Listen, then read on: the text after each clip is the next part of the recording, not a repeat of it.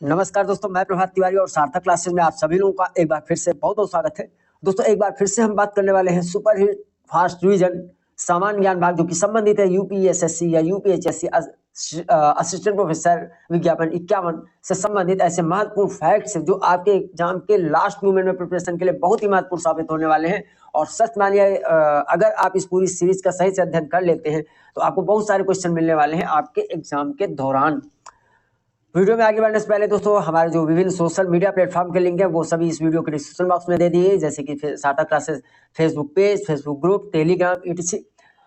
तो उस लिंक के माध्यम से भी आप विभिन्न सोशल मीडिया प्लेटफॉर्म से भी हमारे साथ जुड़ जाइए, जिससे कि कोई भी महत्वपूर्ण अपडेट आपका छूटने ना पाए। तो चलिए स्टार्ट कर लेते हैं आज का वीडियो। तो दोस्तों वीडियो स्टार्ट करने से पहले आपको एक छोटी सी इन्फॉर्मेशन दे दें कि इस पूरे वन लाइनर संबंधित जो टेस्ट सीरीज है, यानी इस पूरे वन लाइनर बेस्ड जो टेस्ट सीरीज है वो भी आपको सार्थक क्लासेज ऐप पे मिल जाएगी। तो यहाँ से वीडियो देखने के बाद अगर आप अपना मूल्यांकन करना चाहते हैं कि आपकी तैयारी वन लाइनर के माध्यम से कितनी हो पाई, तो उसके लिए आप टेस्ट सीरीज में जाके टेस्ट में पार्टिसिपेट कर सकते हैं। तो पहला पॉइंट है दोस्तों, ISP का पूर्ण रूप इंटरनेट सर्विस प्रोवाइडर है। यानी ISP का फुल फॉर्म क्या है, तो यह है इंटरनेट सर्विस प्रोवाइडर। भारतीय संसद किन समितियों के माध्यम से लोकहित पर नियंत्रण करती है, तो भारतीय संसद प्राक्कलन समिति, लोक लेखा समिति और लोक उपक्रमों पर समिति, जो ये समितियां इनके माध्यम से जो लोक वित्त है उस पर नियंत्रण करती है। यानी लोक उपक्रमों पर समिति, लोक लेखा समिति और प्राक्कलन समिति। तीस्ता नदी जल विवाद किन देशों के मध्य का जल विवाद है, तो यह जल विवाद है भारत और बांग्लादेश के बीच में।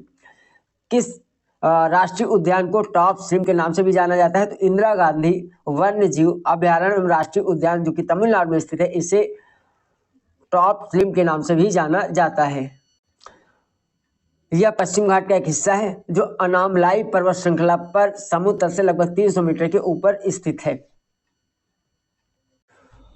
अगला पॉइंट है कि भारतीय संविधान के अनुच्छेद 53 से हमें यह ज्ञात होता है कि जो संघ की कार्यपालिका की शक्ति है वो राष्ट्रपति में निहित है। किस वर्ष से अंतर्राष्ट्रीय महिला दिवस मनाया जा रहा है, तो वर्ष 1911 से जो है अंतर्राष्ट्रीय महिला दिवस मनाया जा रहा है। वर्ष 1911 वही वर्ष है जब दिल्ली को जो भारत की राजधानी उसे कलकत्ता से दिल्ली लाया गया था। वैज्ञानिक समाज की स्थापना सर सैयद अहमद ने 1864 में की, जबकि अलीगढ़ मुस्लिम एंग्लो ओरिएंट कॉलेज की स्थापना 1875 में की गई थी।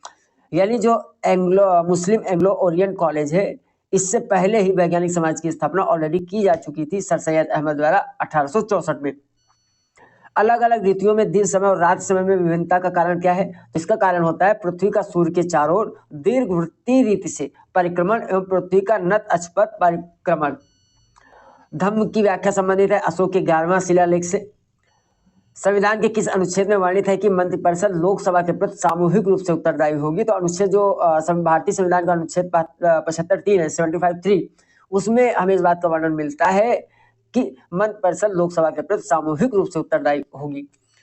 प्रथम स्वतंत्रता संग्राम का तात्कालिक कारण जो है वो चर्बी वाला घटना को माना जाता है, जिसमें अफवाह थी कि इनफील्ड राइफल्स में प्रयुक्त होने वाले कारतूसों में गाय स्वर की चर्बी लगी। इसे भारतीय अंग्रेजों द्वारा धर्म में हस्तक्षेप मानते थे। तेलंगाना राज्य का गठन कब किया गया था, तो तेलंगाना राज्य का गठन किया गया था 2 जून 2014 को। भारतीय संविधान को किस अनुच्छेद के अधीन भारत के राष्ट्रपति को अध्यादेश जारी करने की शक्ति है, तो अनुच्छेद 123 के अंतर्गत जो है भारतीय संविधान के अनुच्छेद 123 के अधीन भारत के राष्ट्रपति को अध्यादेश जारी करने की शक्ति प्राप्त है। उच्च शिक्षा में बेहतर अधिगम यानी लर्निंग परिणाम को सुनिश्चित करने हेतु शिक्षा मंत्रालय द्वारा national educational alliance for technology योजना का शुभारंभ सितंबर 2019 में किया गया था। National educational alliance for technology यानी NEAT, इसकी शुरुआत की गई थी सितंबर 2019 में। अगला पॉइंट है कि मिलुटिन मिलानकोविच ने यह सुझाया था कि पृथ्वी का धुरी पर अवस्था बदलना जलवायु परिवर्तन के लिए एक कारक के रूप में भी कार्य करता है। पर प्रथम इलेक्ट्रॉनिक कंप्यूटर या पहला सामान्य प्रयोजन इलेक्ट्रॉनिक कंप्यूटर का नाम जो है ENIAC electronic numerical integrator and computer था, जिसका आविष्कार अमेरिकी वैज्ञानिक JP एकर्ट एंड जॉन मॉसली ने 1946 में किया था। कंप्यूटर चिप्स की खोज 1958 में JS किल्वी ने की थी। कंप्यूटर चिप्स सिलिकॉन की बनी होती हैं। 28 अगस्त 1958 को किल्बी ने पृथक घटकों का उपयोग करके आईसी का पहला प्रोटोटाइप तैयार किया और इसे इस चिप पर लागू करने की स्वीकृति प्राप्त की। संविधान के अनुच्छेद 218 के अनुसार उच्च न्यायालय में नियुक्त न्यायाधीशों के कार्यकाल को संवैधानिक गारंटी प्राप्त है। ये अक्सर देखिए प्रश्न पूछा भी जाता है कि संविधान के किस अनुच्छेद के अनुसार उच्च न्यायालय में नियुक्त न्यायाधीशों के कार्यकाल को संवैधानिक गारंटी प्रदान की गई है। तो यह अनुच्छेद है 218। एजोटोबैक्टर ये एक जैव उर्वरक है। इसका प्रयोग किन फसलों में किया जाता है? तो इसका प्रयोग जो किया जाता है दलहनी फसलों में, जो दाल वाली फसल है उसमें किया जाता है। एजोटोबैक्टर नाइट्रोजन को एरोबिक रूप से स्थिर करते हैं, पौधों के हार्मोन्स को विस्तृत करते हैं, फास्फेट को घुलनशील बनाते हैं और फाइटोपैथोजेंस को दबाते हैं या उनके जो हानिकारक प्रभाव है उसको कम करते हैं। तो इस तरह से जो एजोटोबैक्टर जैव उर्वरक है इसका उपयोग जो है दलहनी फसलों में किया जाता है। ऋग्वेद, सामवेद, यजुर्वेद एवं अथर्ववेद से संबंधित ब्राह्मण ग्रंथ कौन कौन से हैं? तो यह ऐतरेय एवं कौशितकी ये ऋग्वेद से संबंधित है। पंचविश एवं जैमिनी ये सामवेद से संबंधित है। शतपथ यजुर्वेद से संबंधित है, जबकि गोपस अथर्ववेद से संबंधित ब्राह्मण ग्रंथ है। और देखिए ये क्वेश्चन बता दें कि इनमें से कोई भी पूछा जा सकता है कि जो शतपथ ब्राह्मण है इसका संबंध किस वेद से है? तो यजुर्वेद, या आ जाएगा कि ये ब्राह्मण दिए और उनके सामने जो है वेद दिए हैं। आज से पूछ लिया जाएगा कौन सा सही सुमेलित नहीं है। तो इसीलिए यहाँ पे सारे नाम दे दिए गए हैं कि ऐतरेय और कौशितकी जो ब्राह्मण है वो ऋग्वेद से संबंधित है। पंचविश एवं जैमिनी ब्राह्मण सामवेद से संबंधित है। शतपथ ब्राह्मण यजुर्वेद से संबंधित है, जबकि गोपस जो ब्राह्मण है वो अथर्ववेद से संबंधित है। ग्रीन पीस इंटरनेशनल एक गैर सरकारी पर्यावरण संगठन है जिसकी स्थापना 1971 में कनाडा में पर्यावरण कार्यकर्ताओं के एक समूह द्वारा की गई थी और इसका मुख्यालय अगर बात करें तो इसका मुख्यालय है नीदरलैंड्स के एम्स्टर्डम में। भारतीय संविधान का प्रमुख स्रोत 1935 का गवर्नमेंट ऑफ इंडिया एक्ट है।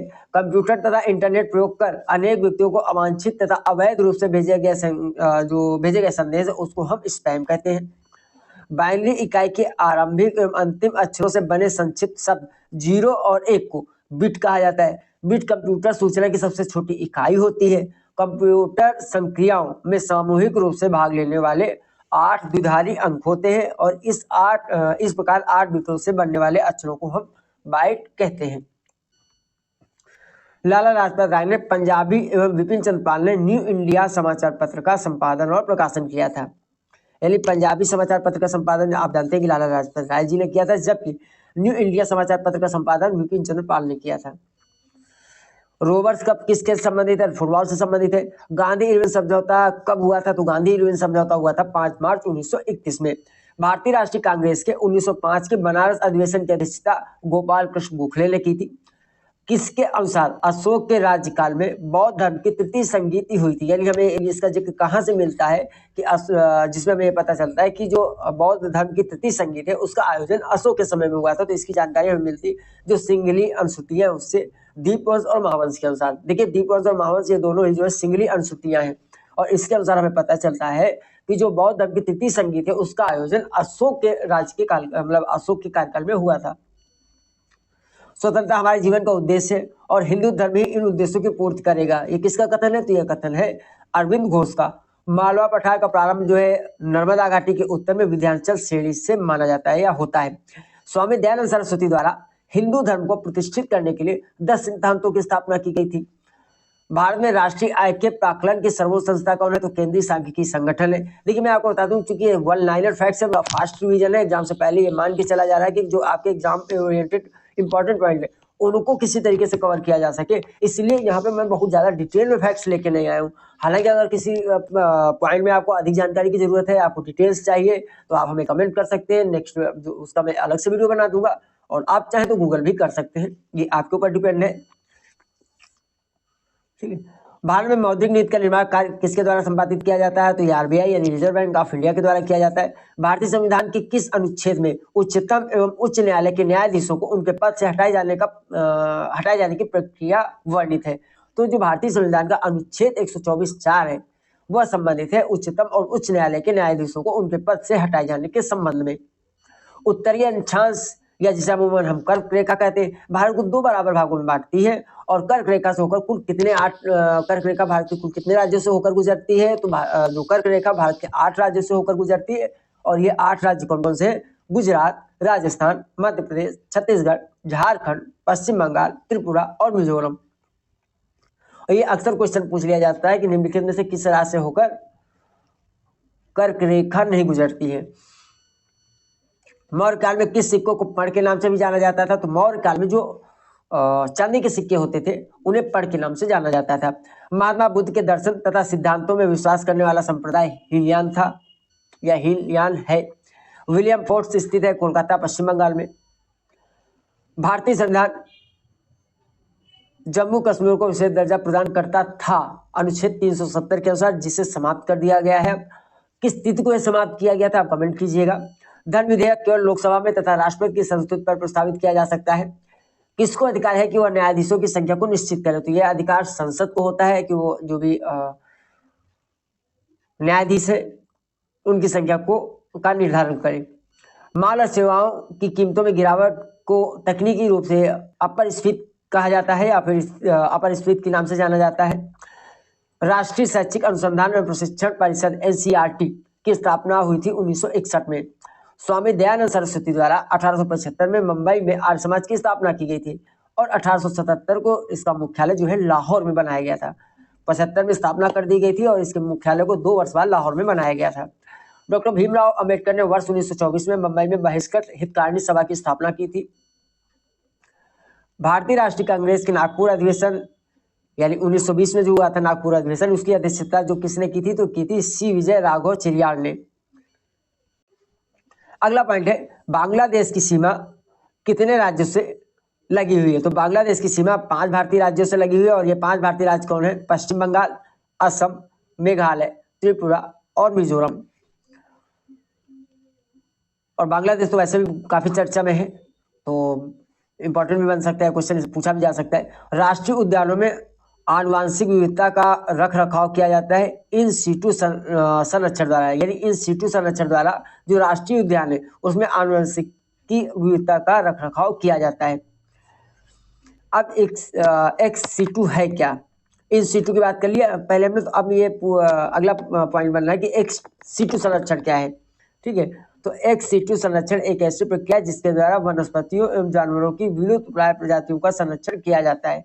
तो इन सीटू और एक्स सीटू, ये तो पॉइंट याद रखना है आपको। तो दोस्तों ये आज का वीडियो था जिसमें कुछ इंपॉर्टेंट फैक्ट्स लेके हम आए हुए हैं। आई होप कि आपके फैक्ट्स पसंद आए होंगे। छोटा सा आपको सुझाव कि जब भी आप पढ़ाई वाले वीडियो देखिए कम से कम 2 बार आप जरूर देखिए, क्योंकि देखिए जो पढ़ाई के फैक्ट्स हैं वो आसानी से आपके मस्तिष्क पटल पर स्थान नहीं बनाते हैं जब तक कि कम से कम उन्हें 2 बार ना आप देखें।